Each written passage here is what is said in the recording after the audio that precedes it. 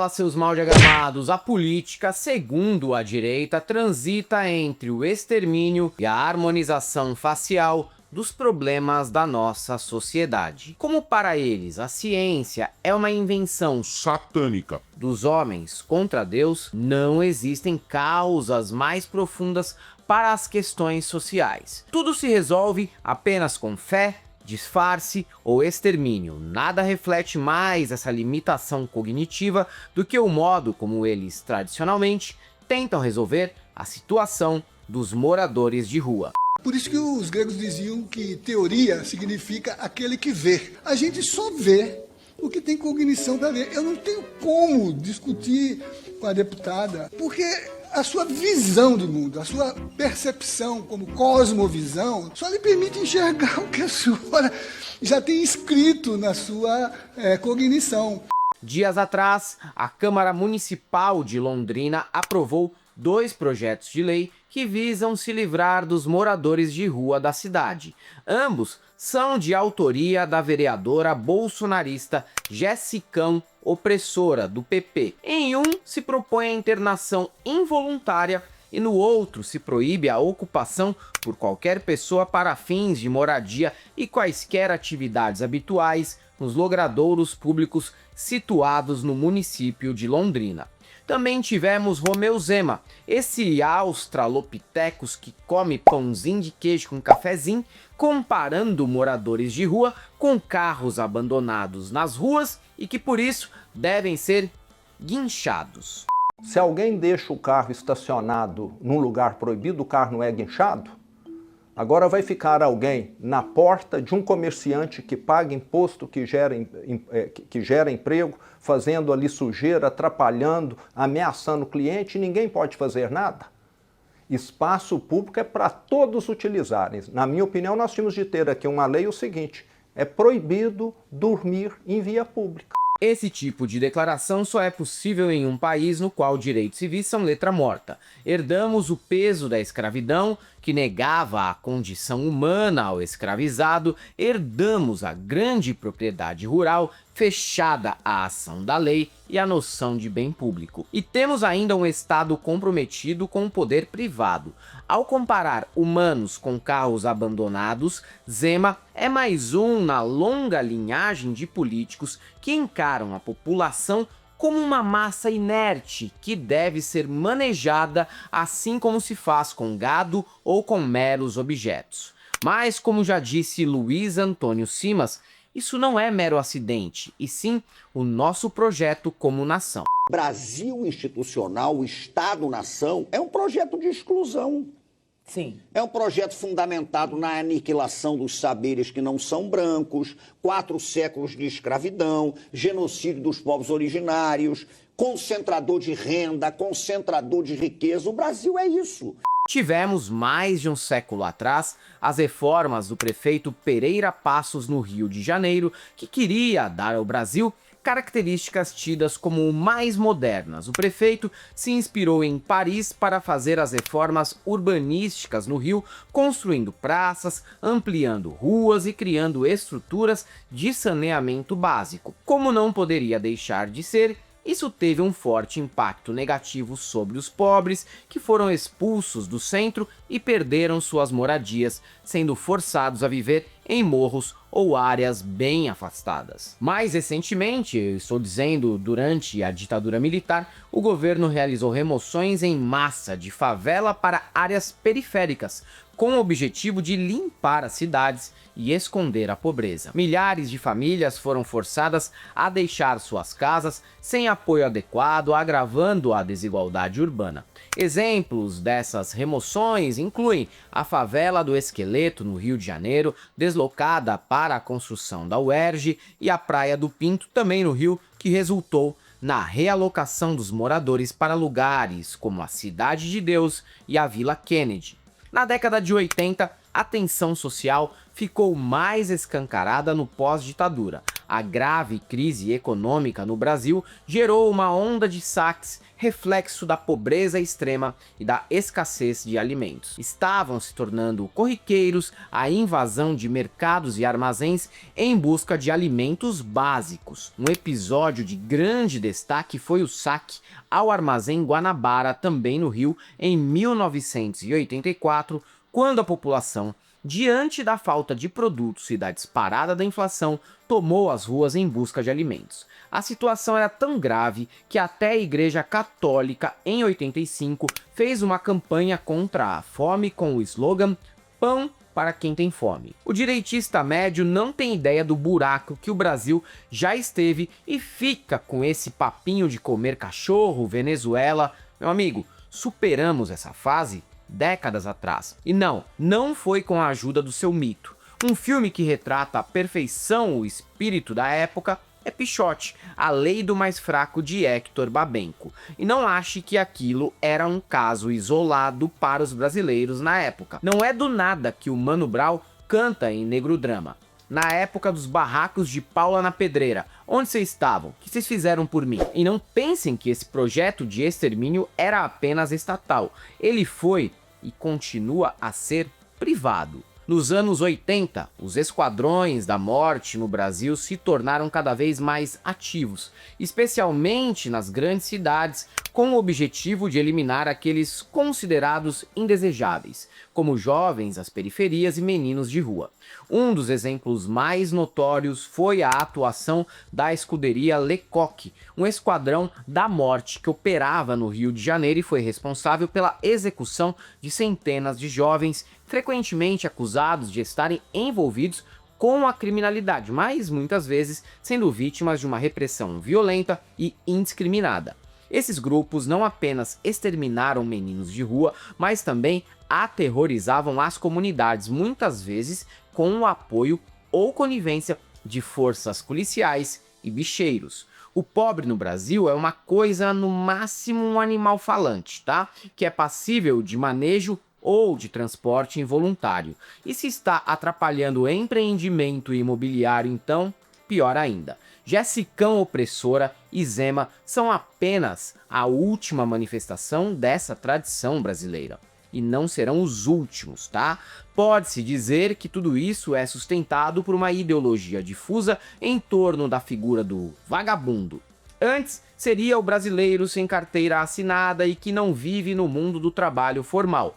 Hoje, em tempos de neoliberalismo selvagem, é o cara que não virou CEO de si mesmo, seja no privacy, seja fazendo a entrega no iFood. Existe a ideia que só está na miséria quem quer e que quem não está dando seus pulos aí tem um problema de caráter. É o fantasma do Bolsa Família que está conseguindo sustentar pelo menos 2 gerações seguidas de brasileiros vagabundos. Um fantasma que persegue parvos como o já citado Romeu Zema. Deixar claro o seguinte, o que eu quero é que nós tenhamos um processo de desmame do Bolsa Família. Que esse desmame seja longo, porque o que está acontecendo aqui no Brasil é que não existe mais desmame e tem gente que está recebendo o Bolsa Família há 20, há 25 anos, desde o início do programa. Então ele tem se mostrado que é um programa que não resolve efetivamente... Mas 1 milhão de pessoas já saíram do Bolsa Família no período recente, né? Um dado oficial do governo. Então ótimo. Mas quantos ainda recebem Bolsa Família no Brasil? 20 milhões? Sim, mas as pessoas estão saindo e a redução que o senhor está propondo já existe. Então, para mim, não está claro qual que é o problema desse... Pior, os mais adaptados à nossa atual guerra de todos contra todos não são bem os melhores exemplares de humanidade ou de ética. Não. Vejam os escândalos envolvendo figuras como Pablo Marçal, Donald Trump, Virgínia, o Fordo que matou o Gari, Sidney da Ultrafarma ou Ítalo Santos. Os melhores adaptados à nossa hiperdistopia lembram a caracterização que Primo Levi fez no livro Os Afogados e os Sobreviventes, daqueles que resistiram aos campos de concentração. Abre aspas. Sobreviveram de preferência os piores, os egoístas, os insensíveis, os colaboradores, os delatores. Sobreviveram os piores, isto é, os mais adaptados. Os melhores, todos morreram. Nesse mundo dominado pelos piores, uma aristocracia dos canalhas e cínicos, conquistas sociais de grupos minoritários são vistas como privilégios. O brasileiro, e isso independe de classe social, tá? Tem sua mente modelada pelo colonialismo e pela desumanização diária do outro brasileiro. Temos o prazer de fingir que somos senhorzinhos ou sinhazinhas diante do outro, mesmo quando estamos na mesma fila do terminal Parque Dom Pedro às 4h45 da madrugada.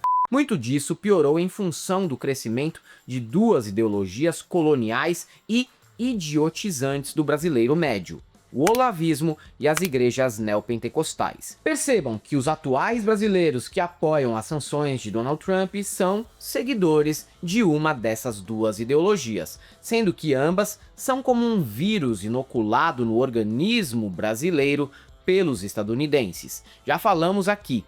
Desde fins dos anos 70, as igrejas neopentecostais, com pastores televisivos, são parte de um projeto geopolítico e anticomunista dos Estados Unidos. Já Olavo de Carvalho chegou ao ponto de morar na Virgínia por anos e anos e trazer para o Brasil o que tem de pior no anticomunismo gringo. Assim como o filme A Vingança do Sith, os Estados Unidos criaram um exército de clones que foram absorvidos como parte do Brasil nos últimos 40 anos.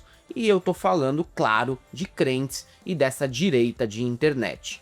E agora que o Trump resolveu virar o imperador Palpatine, ele tem tropas e mais tropas de brasileiros que são aliados dele e não do próprio Brasil. Isso vai do Malafaia até o casal de idiotas deslumbrados com o Walmart e o preço da Pringles. Por isso, são os autodenominados patriotas os que mais odeiam o Brasil e os que atualmente cometem crimes de lesa pátria. A aporofobia inerente à direita é parte essencial dessa estratégia de dominar um país de dentro para fora. Odiar tudo o que não seja feito à imagem e semelhança do colonizador facilita muito o serviço dos gringos. Quem precisa botar porta-aviões no nosso litoral quando se tem a família Bolsonaro e seus cornos? Mito! Mija na minha boca, Mito! E quando o Mito posta é... Meu presidente. No caso dos evangélicos, existe até um livro de um pastor, o notório youtuber crente Iago Martins, que é a síntese dessa guerra ao pobre, em A Máfia dos Mendigos, resultado de um alegado projeto no qual ele teria vivido um ano como morador de rua. Iago conclui que muitas ações assistencialistas alimentam um sistema que mantém as pessoas presas à miserabilidade, beneficiando ONGs, igrejas e até os próprios beneficiados. Tal conclusão não surpreende, afinal ele é pós-graduado em Escola Austríaca de Economia pelo Centro Universitário Ítalo-Brasileiro de São Paulo, o que equivale a ser formado em Geomorfologia da Terra plana. Um dos principais autores da escola austríaca, Hans Hermann Hoppe, chega a afirmar em um de seus livros que os ricos geralmente são brilhantes e inventivos, e os pobres geralmente tolos, preguiçosos ou ambos. E essa contradição entre cristianismo, pobreza e riqueza não é de hoje. O historiador Peter Brown, em seu livro Through the Eye of a Needle, mostra como o cristianismo, durante o fim do Império Romano, enfrentou uma profunda tensão entre a condenação espiritual da riqueza e sua crescente aceitação prática. Santo Agostinho, em especial, ajudou a redefinir essa relação ao argumentar que a riqueza não era má por si só, mas seu uso deveria servir à caridade e ao bem comum. Assim, mesmo enquanto pregava o desapego material, a igreja passou a justificar a posse de riquezas como meio de salvação, criando um novo modelo de generosidade cristã. Em resumo, como uma religião que defendia abertamente que era mais fácil um camelo passar pelo buraco de uma agulha do que um rico ascender ao reino dos céus, fica quando a elite romana, rica e esbanjadora, começa a se converter.